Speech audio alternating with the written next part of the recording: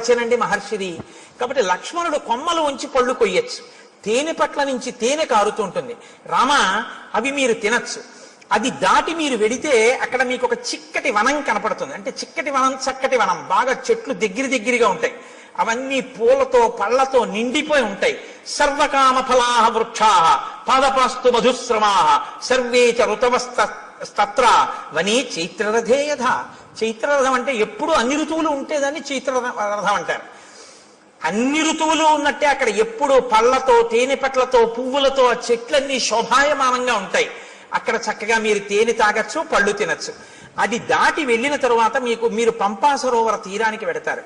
రామ పంపా సరోవర తీరంలో ఒడ్డున ఎక్కడా కూడా అసలు గులకరాళ్ళు ఉండవు. సాధారణంగా నది ఒడ్డున అన్ని చోట్ల గులకరాళ్ళు ఉంటాయి. గులకరాళ్ళు ఉంటే ఏమిటి అని మీరు అడగచ్చు. రాముడు పాదుకలు లేకుండా నడుస్తున్నాడు, గులకరాళ్ళు ఉంటే గుచ్చుకుంటాయి కాళ్ళు. కాబట్టి రామ పంపానది తీరంలో గులకరాళ్ళు ఉండవు. అంటే ఆయన కాళ్ళకి గుచ్చుకునేవి లేవు. ఎంత ప్రేమో చూడండి నా చెప్పడంలో. పంపానది తీరంలో గులకరాళ్ళు ఉండవు.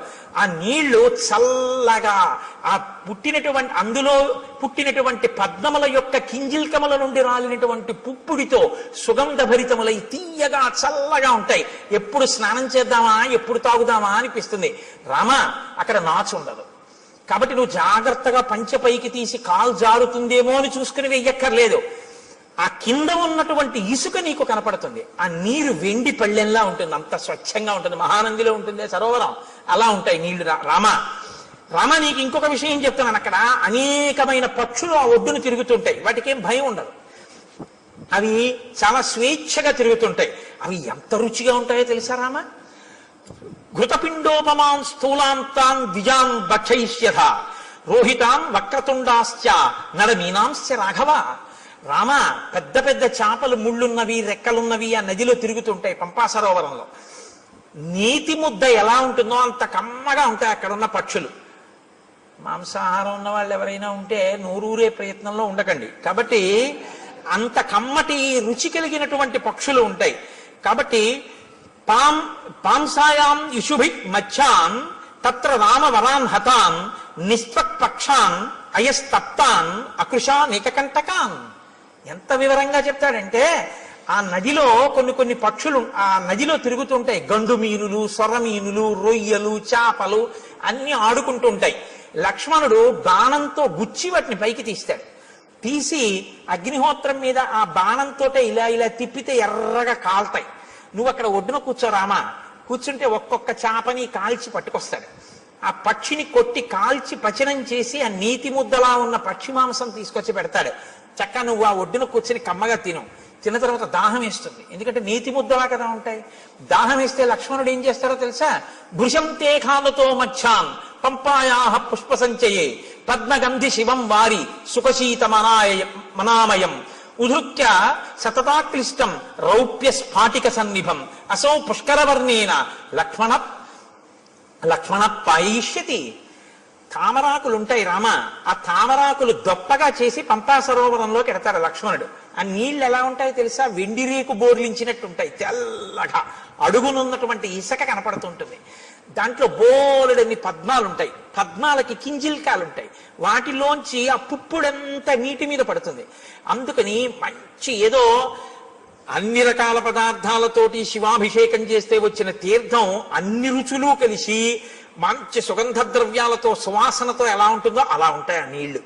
ఆ నీళ్లు తామరాకు దొప్పతో తెచ్చి నీకు ఇస్తాడు. నువ్వు చక్కగా ఏం చేస్తావు అంటే తామరాకు దొప్పతో చల్లటి నీళ్లు తాగు. సాయంకాలం వేళలో నువ్వు ఆ పంపా సరోవర ప్రాంతంలో తిరుగుతుంటే జింకలు, లేళ్లు తిరుగుతుంటాయి. చెట్లన్నీ పువ్వులు ఇట్టుకున్నాయా అన్నట్టుగా పువ్వులతో శోభిస్తుంటాయి. నీకు సీతమ్మ కనపడలేదు అన్న బెంగ నీకు తీరుతుంది. రామ అక్కడ పుష్పమాలలు కొన్ని పడి ఉంటాయి. ఆ పుష్పమాలలు ఎన్ని సంవత్సరములైన వాడవు. ఎందుకో తెలుసా? నతాని కశ్చిన్ మాల్యాని తత్రారోపయితా నరః నచ వై మ్లానతాంయాంతి నచ సీర్యంతి రాఘవ. మతంగ మహర్షి యొక్క శిష్యులు గురువు గారికి సేవ చేయడం కోసమని అక్కడికి వచ్చి దర్భలవి సేకరిస్తున్నప్పుడు వాళ్ళ శరీరానికి కలిగినటువంటి శ్రమ వలన పుట్టినటువంటి స్వేద బిందువులు నేల మీద పడి పువ్వులై దండలయ్యాయి. ఆ దండలు ఎవరూ తీసి ధరించారు. వాళ్ళ ఆ శిష్యుల యొక్క చెమట పువ్వులైంది కాబట్టి ఆ పువ్వులు సూర్యరశ్మికి వాడవు, గాలికి ఒడిలిపోవు. అవి ఎన్ని సంవత్సరములైనా అలాగే ఉంటుంటాయి. ఆ మాలలు ఎవరు ధరించరు. నువ్వు అక్కడ మతంగ మహర్షి యొక్క ఆశ్రమం కనపడుతుంది. చాలా లోపలికి వెళ్ళడం చాలా కష్టం. గొన్నేనుగులు దాని చుట్టూ తిరుగుతూ ఉంటాయి. రామ అక్కడే శబరి ఉంది ఇప్పుడు ఆ ఆశ్రమంలో. తేషాం గతానాం ఆద్యాపి దృశ్యతే పరిచారిణి శ్రమణీ శబరీనామ కాకుత్స చిరంజీవిని త్వాంతు ధర్మే స్థితా నిత్యం సర్వభూత నమస్కృతం దృష్ట్వా దేవోపమం రామ స్వర్గలోకం గమిష్యతి. నువ్వొక్కసారి ఆ ఆశ్రమంలోకి వెళ్ళి శబరిని చూస్తే శబరి నిన్ను చూసిన తరువాత స్వర్గలోకానికి వెళ్ళిపోతుంది. నీకోసమే ఎదురు చూస్తోంది. రామ అక్కడ నుంచి కొంచెం ముందుకు వెడితే ఎప్పుడు ఏనుగులు తిరుగుతూ ఉంటాయి. ఆ ఏనుగులు తిరుగుతున్నటువంటి ప్రాంతానికి లోపలే మతంగ మహర్షి చేత నిర్మింపబడిన మతంగ వనము అని ప్రసిద్ధికెక్కినటువంటి ఆశ్రమం ఉంది. అక్కడే పంపా సరోవరానికి తూర్పున ఋష్యమూకము అనేటటువంటి ఒక పెద్ద పర్వతం ఉంది. ఆ పర్వతం యొక్క గొప్పతనం ఏమిటో తెలుసా రామ?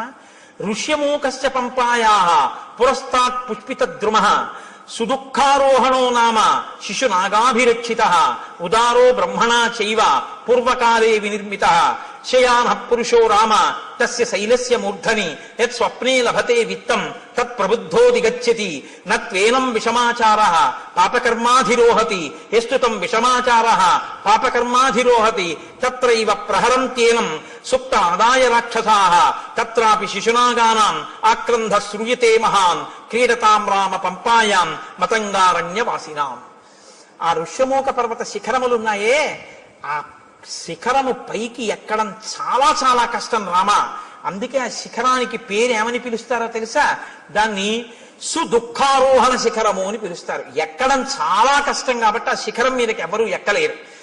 దాని చుట్టూ ఎప్పుడు గొన్నేనుగులు తిరుగుతుంటాయి, శిశునాగములు. కాబట్టి ఆ గొన్నేనుగులు గుంపులు గుంపులుగా తిరుగుతుంటాయి. పంపా సరోవరంలో నీళ్లు తాడి ఆడుకుంటుంటాయి. ఎవరైనా శిఖరం పైకెక్కి రాత్రి నిద్రపోయినప్పుడు వాళ్ళ కల్లో ఏం కనపడుతుందో అది వాళ్ళకి దొరుకుతుంది తెల్లవారేటప్పటికి. పాపాచారం కలిగిన వాళ్ళు ఋష్యమూక పర్వతం మీదకి ఎక్కి ఉండలేరు. ఒకవేళ ఉన్నా వాళ్ళకి నిద్ర పట్టగానే రాక్షసులు వచ్చి చంపేస్తారు. కాబట్టి ఏమర్థం అవుతోంది? ఋష్యమూక పర్వతం మీదున్న సుగ్రీవుడు నలుగురు వానరులు పాపాచారము కలిగిన వారు కారు. వారు పాపాచారులు అని వాలి తరిమేశాడు తప్ప వాళ్ళు నిజమునకు పాపాచారులు కారు. అటువంటి వారైతే రామా నిన్ను వాళ్ళతో సంధి చేసుకోమని చెప్పడం, ఇది దాని అర్థం. కాబట్టి యత్ స్వప్నే లభతే విత్తం తత్వబుద్ధోది గచ్చతి. రాత్రి కల్లో ఏం కనపడిందో అది తెల్లవారేటప్పటికీ ఆ కొండ మీద దొరుకుతుంది. కాబట్టి రామ ఆ పర్వత శిఖరం మీదకి వెడితే అక్కడ ఒక గొప్ప గుహ ఒకటి ఉంది. రామతస్యతు శైలస్య మహతీ శోభతే గుహ శిలాపిధానా కాకుత్స దుఃఖం చాస్యాహ ప్రవేశనం. ఆ గుహకి ఒక పెద్ద శిల అడ్డు పెట్టుంటుంది. దానిలోనే సుగ్రీవుడు నలుగురు వానరులతో ఉంటాడు. ఆ గుహలోకి ప్రవేశించడం చాలా కష్టం. తస్యా వసంతి సుగ్రీవ చతుర్భిః సహవానరై కదాచిత్ శిఖరే తస్య పర్వతస్యావతిష్టతే. రామ ఆ శిశునాగములు, ఆ గొన్నేనుగులున్నాయే, అవి పంపా సరోవరంలోకి వచ్చి నీళ్లు తాగి పైకి చిమ్మి ఆడుకుని పెద్దగా అరుస్తుంటాయి. అవి అలా అరిచినప్పుడు వాటి యొక్క ఘీంకారములు ఆ పర్వత శిఖరం మీదకి వినపడుతుంటాయి. అప్పుడప్పుడు సుగ్రీవుడు గుహలోంచి బయటకు వచ్చి నలుగురు వానరులతో కలిసి ఆ శిఖరం మీద కూర్చుని చూస్తూ ఉంటాడు. ఇవన్నీ అక్కడే ఉన్నాడు. నిజంగా లైవ్ టెలికాస్ట్ ఇస్తారండి. మనం చదువుతుంటే అబ్బా మనం ఒక్కసారి ఆ ఋష్యమూక పర్వతం, ఆ పంపా నది, ఇంకా ఎన్ని చెప్పారో తెలుసా అండి. రామ గుంపులుగా అడవి పందులు వస్తాయి. అడవి పందులు పంపా సరోవరంలో నీళ్లు తాగి పర్వత గుహల్లో ఆడుకుంటూ వెళ్ళి పడుకుంటాయి. పడుకుని పెద్ద పెద్ద రంకెలు వేస్తాయి. ఆ రంకెలు ఎలా ఉంటాయో తెలుసా? ఆబోతు రంకెల్లా ఉంటాయి. అక్కడ గొన్నేనుగులు ఏమి ఆటలాడుతుంటాయో రామ, ఆ పర్వత శిఖరం చుట్టూ అవి తిరుగుతుంటాయి. వాటిని దాటి శిఖరం ఎక్కవలసి ఉంటుంది. ఇవన్నీ చెప్పి రామ తొందరగా బయలుదేరి సుగ్రీవుడితో స్నేహం చేసుకో. చాలా సంతోషం అన్నారు. మీరు ఆజ్ఞనిస్తే నేను బయలుదేరుతానన్నాడు. ఆయన వెళ్ళిపోయాడు. రామలక్ష్మణులు ఇద్దరు బయలుదేరి శబరి ఉన్నటువంటి ఆ మతంగ మహర్షి యొక్క ఆశ్రమాన్ని చేరుకున్నారు. శబరి వెంటనే స్వాగతం చెప్పింది. స్వాగతం చెప్పి అంది, తౌచు దృష్ట్వా తదా సిద్ధ సముద్ధాయ కృతాంజలి రామస్య పాదౌ జగ్రాహ లక్ష్మణస్య చ ధీమతః పాద్యమాచమనీయం చ సర్వం ప్రాణాద్యధానిధి. ఆవిడ వెంటనే రామలక్ష్మణులు ఇద్దరి పాదములు పట్టుకుని అర్ఘ్యపాద్యములిచ్చి కూర్చోపెట్టి, నాయనా రామ, నీ దర్శనం కోసమే నేను ఎదురు చూస్తున్నాను అని. అంటే రాముడు ఆవిడ్ని ప్రశ్నించాడు. ఇదే నేను మీతో అన్నది. రాముడు ఎవరితో ఎక్కడ ఎలా మాట్లాడతాడో మీకు అలవాటైతే ఎక్కడ ఎలా మాట్లాడాలో మీకు వచ్చేస్తుంది కొన్నాళ్ళకి. తాపసితో మాట్లాడుతున్నాడు. కాబట్టి ఆయన ఎలా మాట్లాడతాడో చూడండి. తమువాచ తతో రామ శ్రమణీం సంసిత వ్రతాం కచ్చిత్తే నిర్జితా విఘ్నా కచ్చిత్తే వర్ధతే తప కచ్చిత్తే నిహిత క్రోధాహారస్య తపోధనే కచ్చిత్తే నియమా ప్రాప్తా కచ్చిత్తే మనసస్సుఖం కచ్చిత్తే గురు శుశ్రూషా సఫలా చారుభాషిణి. ఓ శబరి, నీ తపస్సు విఘ్నం లేకుండా కొనసాగుతోందా? నువ్వు ఆహారమును స్వీకరించేటప్పుడు నియమాన్ని ఉల్లంఘించకుండా ఆహారాన్ని తీసుకోవడంలో ఏ ఇబ్బంది లేకుండా తీసుకుంటున్నావంటే రుచికి లొంగకుండా ఉండగలుగుతున్నావా? కచ్చిత్తే వర్ధతే తప, తపస్సు రోజు రోజుకి పెంచుకోగలుగుతున్నావా? ప్రతిరోజు నియమాలు పాటిస్తున్నావా? నీ మనసు సుఖంగా ఉంటోందా? నీ గురు శుశ్రూష బాగా జరిగిందా? నాకు వాటి గురించి చెప్పు. ఎవరిని ఏవడగాలో అవి అడగాలి. అడిగితే ఆవిడ చాలా సంతోషించింది. అద్య ప్రాప్తా తపస్సిద్ధి తవ సందర్శనాన్మయ అద్య మే సఫలం తప్తం గురువస్య సుపూజితా అద్య మే సఫలం జన్మ స్వర్గస్యైవ భవిష్యతి త్వయిదేవ వరే రామ పూజితే పురుషర్షభ చక్షుషా తవ సౌమ్యేన పూతాస్మి రఘునందన గమిష్యాం అక్షయాన్ లోకాన్ తత్ప్రసాదాదరిందమా. నాయన, ఎప్పటి నుంచో నీ దర్శనం కోసమే ఎదురు చూస్తున్నాను. నా తపస్సు ఇంతకాలం నిర్విఘ్నంగా సాగింది అని గుర్తేమిటో తెలుసా? నా తపస్సు సిద్ధి పొందింది అనడానికి తార్కాణమే నీ దర్శనం. నీ దర్శనం కోసమే చూస్తున్నాను.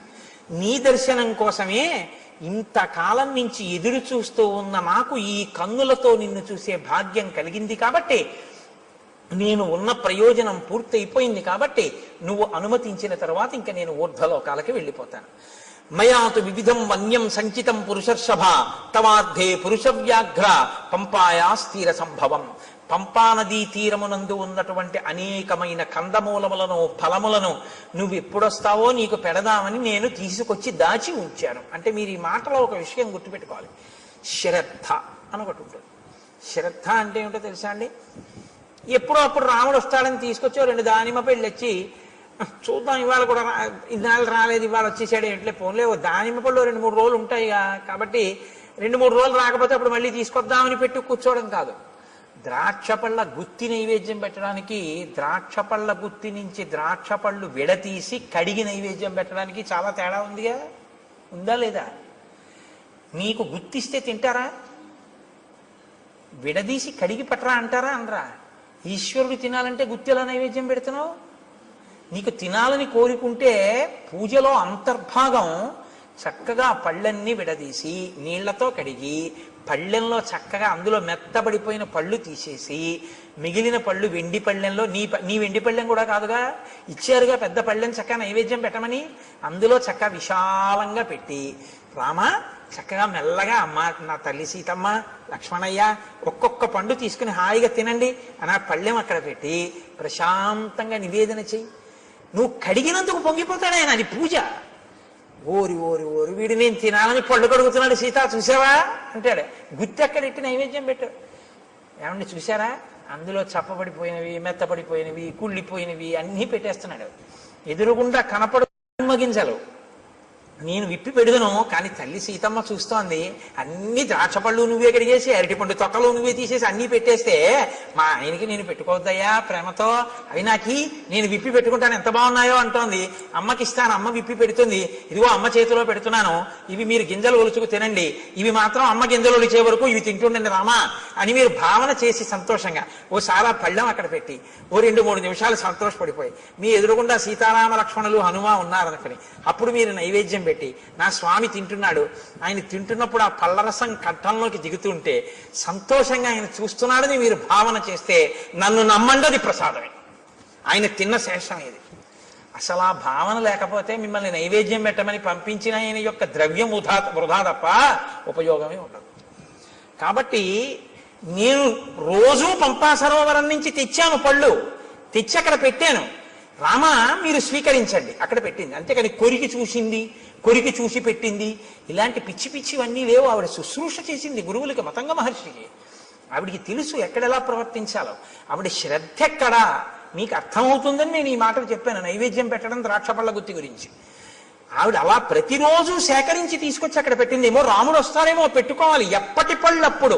నేను చైతన్య కుసుమ ప్రియా అమ్మవారు అందుకే అమ్మవారికి బంగారు తామరలతో బంగారం పూలు చేయించాలని అంటారు. బంగారం పూలతో చేయిస్తే మీరు గుర్తుపెట్టుకోండి జాగ్రత్తగా, చాలా మంది చేసేస్తారు కానీ దానికి ఒక కాడ ఉంటుంది. రెండో రోజు ఎవరో ఏం చేస్తాడు, ఇలా తీస్తాడు ఆ పూలు, అది గీసుకుని అమ్మవారి పాదానికి ఎర్రగా ఉన్న నా తల్లి పాదం మీద గీత పడి చిన్ని నెత్తుటి చుక్క పైకి చిండిందనుకోండి, మీరు 1,000,000 జన్మలు ఎత్తినా మీ పాపం పోదు. ఎవడు చేయమన్నాడు ఆ పూలు? ఓ గడ్డి పువ్వు తెచ్చి అక్కడ పెట్టు చాలు. అందుకే ఆవిడ చెప్పింది చైతన్య కుసుమ ప్రియా, నేను చైతన్యం ఉన్న పువ్వుల్ని ఇష్టపడతాను అని చెప్పింది ఆవిడ. ఈ బంగారం పూలు వెండి పూలు తెచ్చేమని ఎవడో చెప్పలేదు, ఎవడో వెర్రెక్కినవాడు మొదలెట్టాడు ఇవన్నీ. కాబట్టి అలాంటి పిచ్చి పనులు అనవసరం. చైతన్య కుసుమాలు ప్రకృతిలో వచ్చాయి, వాటితో చేస్తే చాలు. అందుకే ఏ ఋతు పుష్పములను ఆ ఋతువునందు పూజ చేస్తే ఈశ్వరుడు ప్రీతి చెందుతాడు. అసాధారణమైనవి తెచ్చే ప్రయత్నం చేయకూడదు.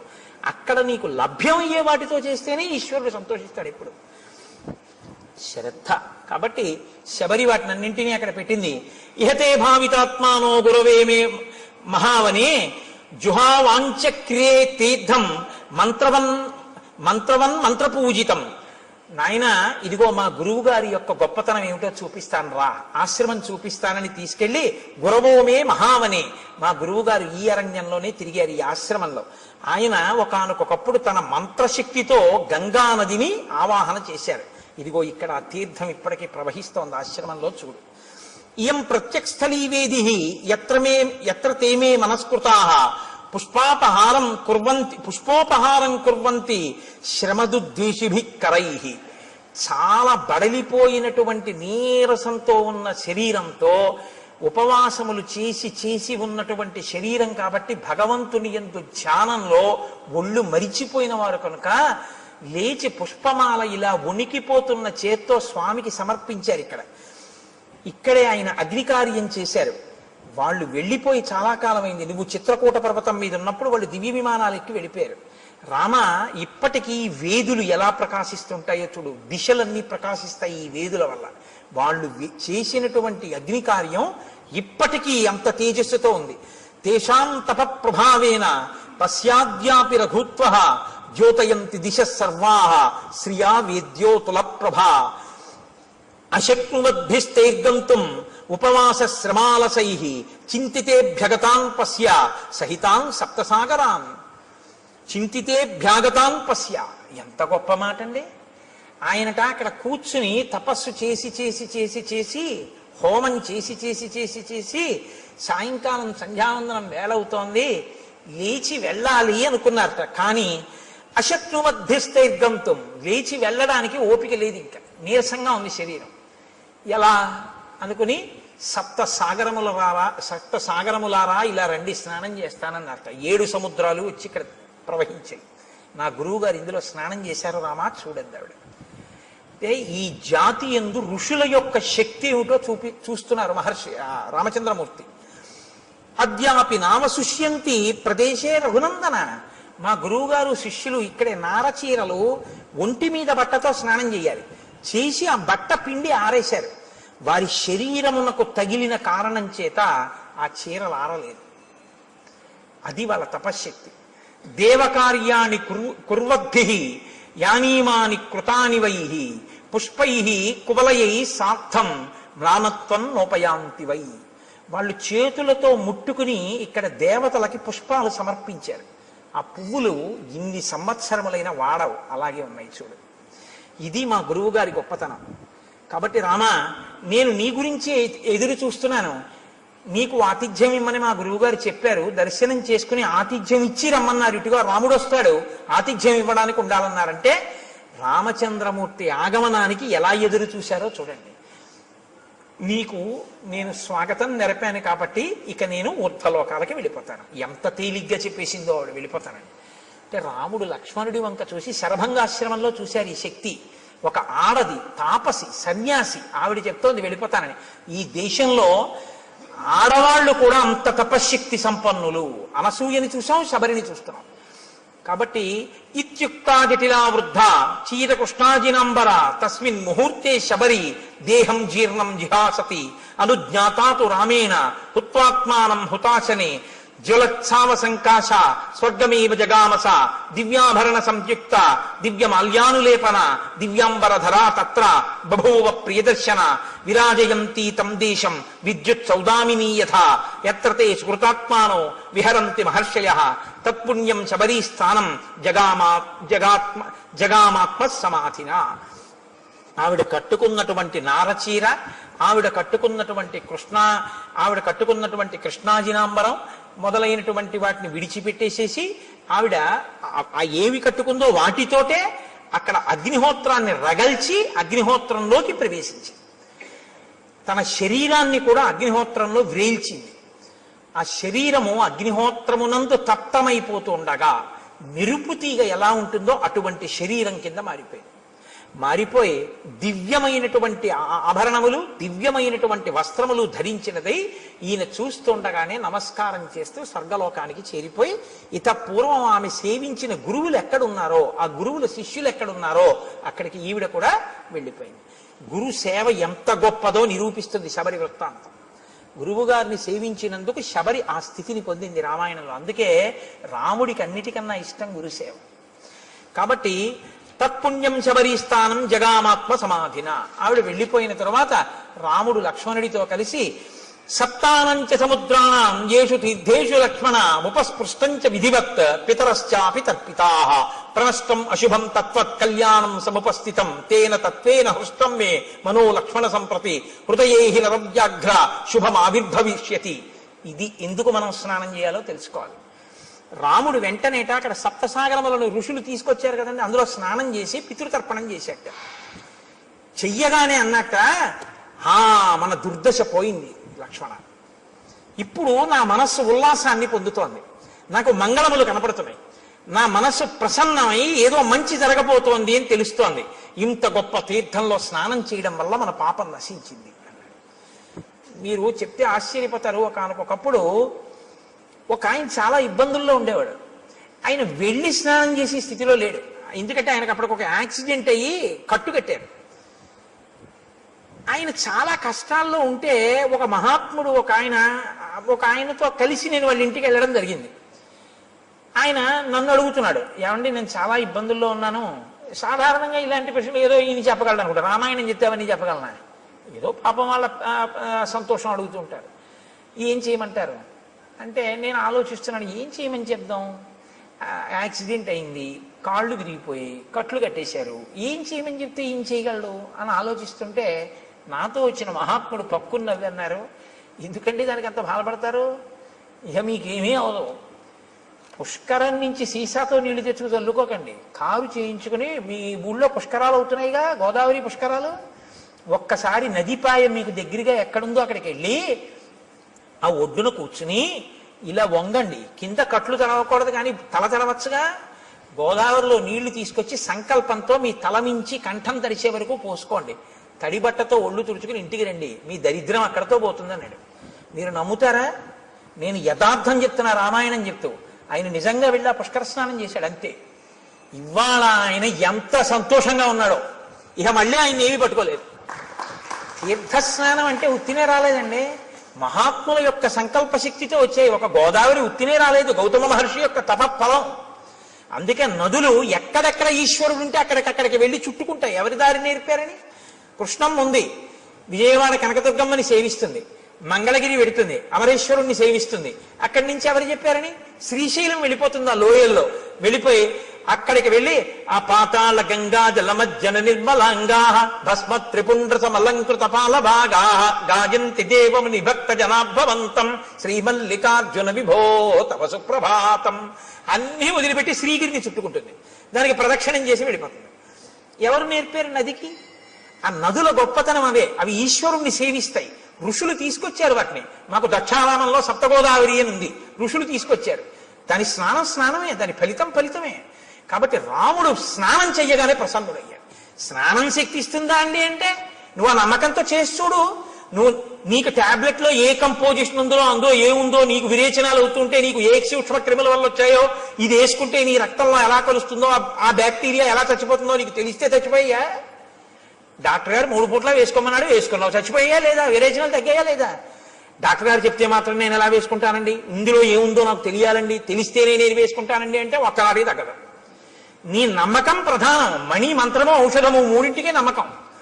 కాబట్టి ఇప్పుడు నమ్మాడు, నమ్మి స్నానం చేశాడు, ఫలితం వస్తుంది.